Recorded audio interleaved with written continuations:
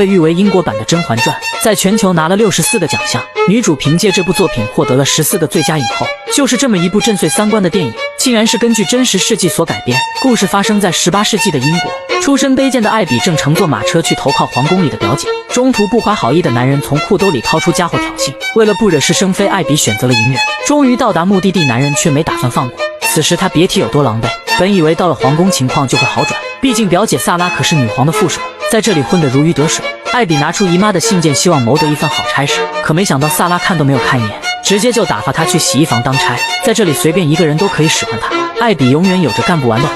光是这样还不算，被刁难更是时有发生。当艾比将抹布沾水擦拭地板的时候，手上突然传来了剧烈的灼烧感，她疼痛难忍，发出惨叫。这时旁人才告知擦地是要戴手套的，因为里面的水加了火碱，非常危险。好在艾比反应快，及时将手伸进水中，这才避免了悲剧的发生。艾比深知这些都只是开胃菜，如若不加紧往上爬，那么就只有被欺负的份。就在他苦想着如何逆天改命时，机会来了。这天夜里，女王的痛风突然发作，宫中上上下下忙成一团，所有的偏方都试过了，可仍然无济于事。女王的哀嚎声传遍了整个皇宫。为了安抚女王的情绪，萨拉将所有人都赶了出去，只留下2个人单独在一起。另一边，艾比看着那只被火碱烧伤的手，若有所思。他想起了乡下的一个土方子，为了抓住这个改变命运的机会，他连夜骑马溜出皇宫，来到森林深处采药。功夫不负有心人，艾比苦寻一番之后，终于找到草药。他先是用自己的手做实验，直到看到了效果，他这才将草药带进宫中。艾比用御医的名头骗过守卫，顺利溜进了女王的寝宫。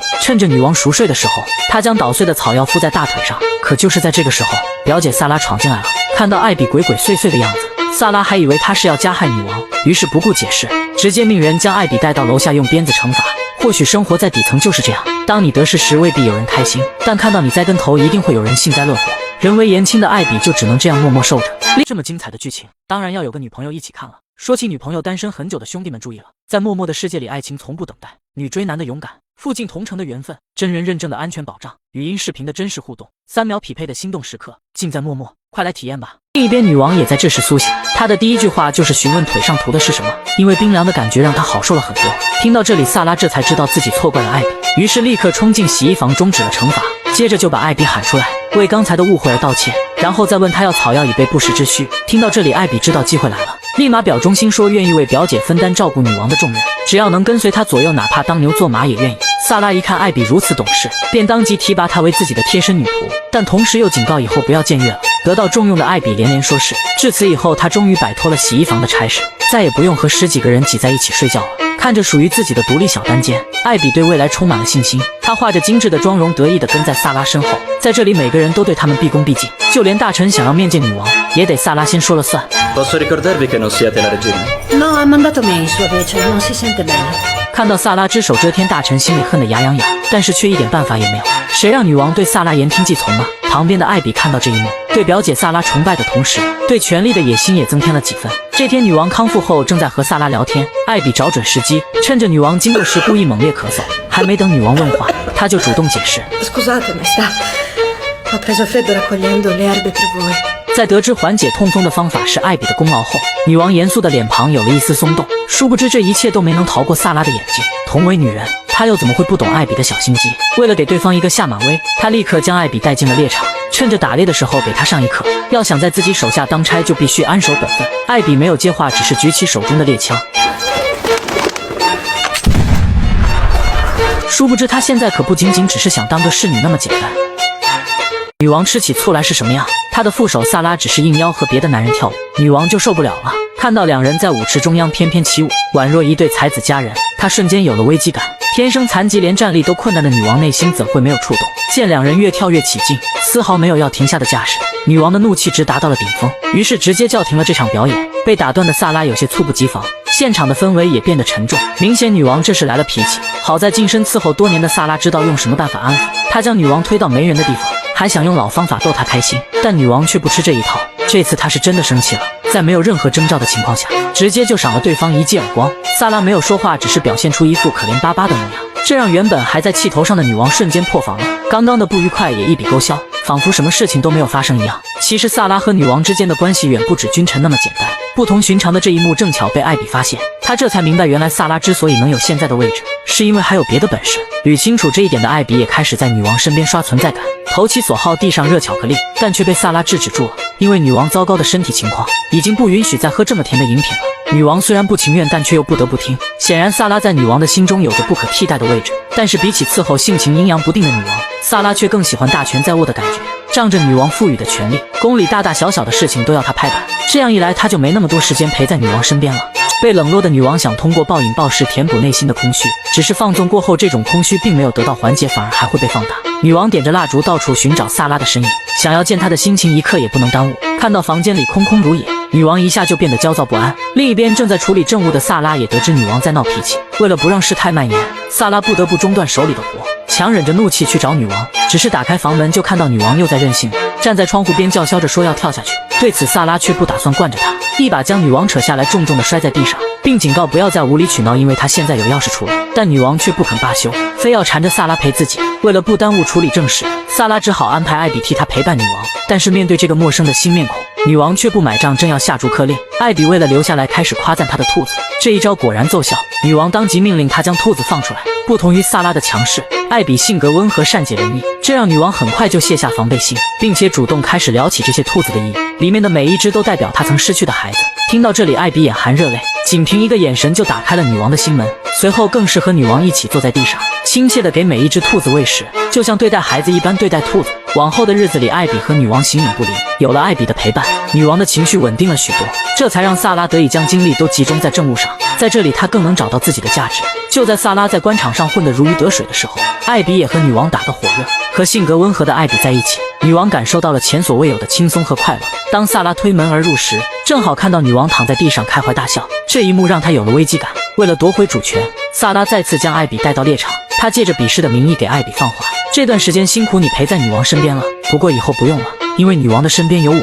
艾比没有接话，只是凶狠地瞄准手枪。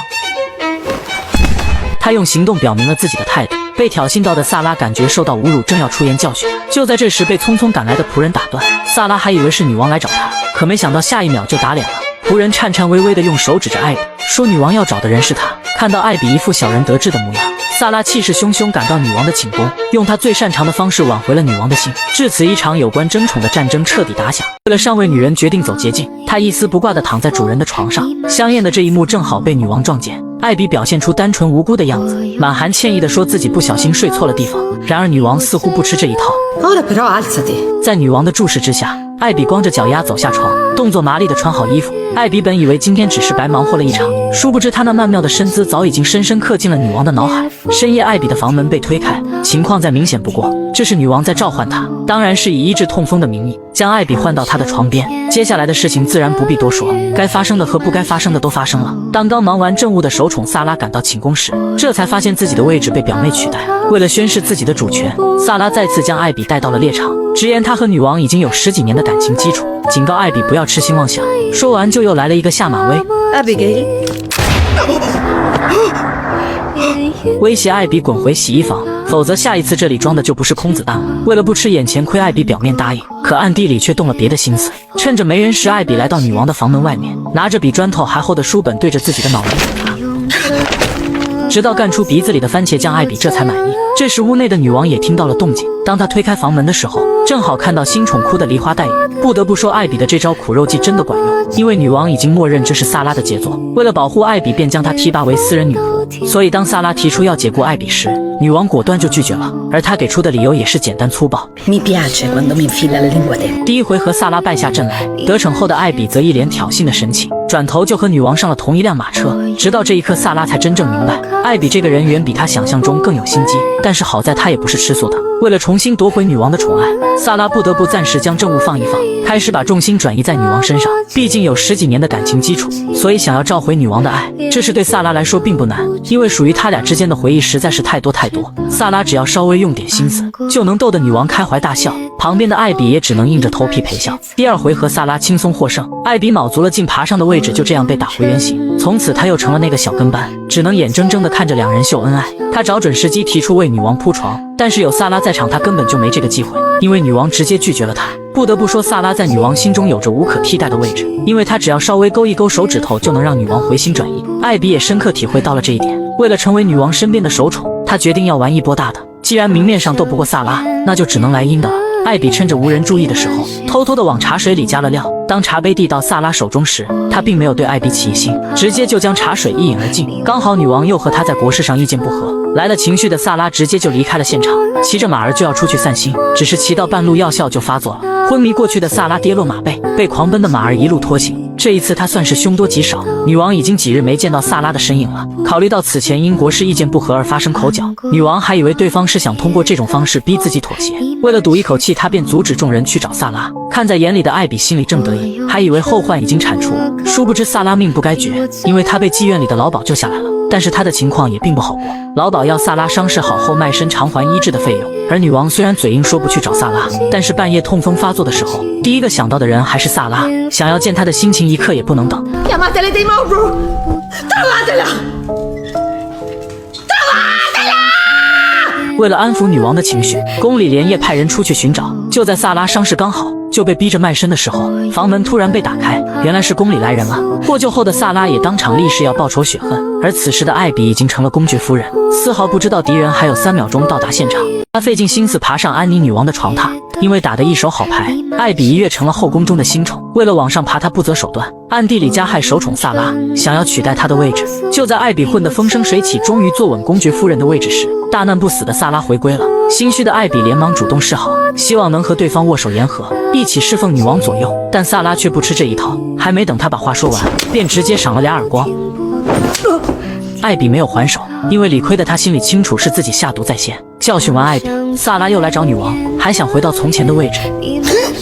殊不知他现在的这副模样已经让女王提不起兴趣，她的眼神里满是回避。萨拉不以为意，还提出要将艾比赶出宫外，可女王却不乐意了，因为艾比的确很合自己口味。萨拉见软的不行就来硬的，还想用他最擅长的方式逼女王妥协，但女王却不吃这一套。显然她已经开始嫌弃对方脸上的疤痕。明白过来的萨拉戴着面纱，一大早就来找女王。为了彻底铲除艾比，萨拉拿出曾与女王的情书来往作为要挟，若不将艾比赶出宫外，那他就会将这些信件公之于众，让世人知道女王的癖好。说完，他拿着信件大摇大摆的就离开了。殊不知他的这一举动出了女王的逆鳞。为了给萨拉一个教训，女王让他上交皇宫里的钥匙，并且即刻搬离出皇宫。意识到女王动怒了，萨拉连忙敲门示弱，说他将信件已经烧毁，以后再也不会这样，只希望能在离开前见一面。听到这里，女王也心软了，正准备打开房门时，萨拉又吐槽说他之所以走极端，也是因为艾比从中作梗。就是他的这句话让女王改变了主意。 Lei non vuole niente da me a differenza vostra. 女王的话刺激到了自尊心要强的萨拉，为了赌一口气，她连夜坐着马车离开。看着站在窗台张望的女王，萨拉还以为自己迟早有一天会回皇宫，殊不知道今天这一别竟是两人的最后一面。在他离宫的这一段日子里，艾比彻底放飞自我，在宫里夜夜笙箫寻欢作乐，直到女王派人召唤他，这才不情不愿离开宴席，醉醺醺的进房伺候。当女王提出按腿的要求时，艾比虽然嘴上答应的好好的，可转头就抱着花瓶狂吐不止。女王见状也只好作罢，让艾比先躺下来休息。这一刻，女王说不失落是假的，她开始怀念起和萨拉在一起的时光。其实只要萨拉肯低头示弱，她就会立刻原谅。而此时被驱逐到宫外的萨拉又何尝不想回去？为此她也在找人托关系，只是话传到了女王这边，女王又开始傲娇了。她口是心非地说再也不想见萨拉。 Forse potrebbe scrivergli per risanare almeno una di queste ferite, maestà. Se vuole farlo.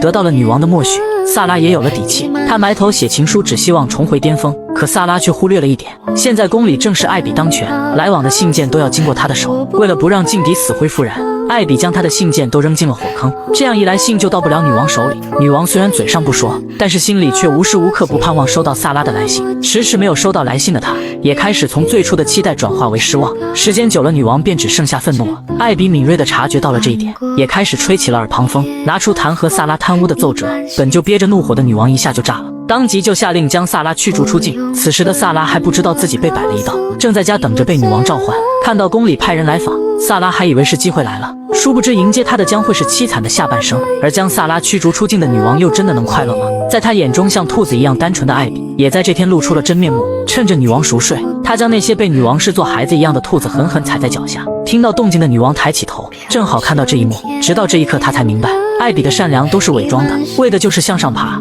女王清楚是自己错怪了萨拉，正要从床上爬起来，可不料却掉到地上。艾比闻声而来，他想搀扶女王起身，但却被严声厉色制止住了。现在女王甚至反感和他有肢体接触，她命令艾比跪下为自己按腿。这一次艾比找不到借口，只能乖乖照做。而女王也在这时一把揪住他的头发，用艾比虐待小兔子的方式虐待他。电影的片尾以女王傲慢的神情结束，虽然她还是一副王者的姿态，但是眼神里分明藏有几分落寞。弥漫写走。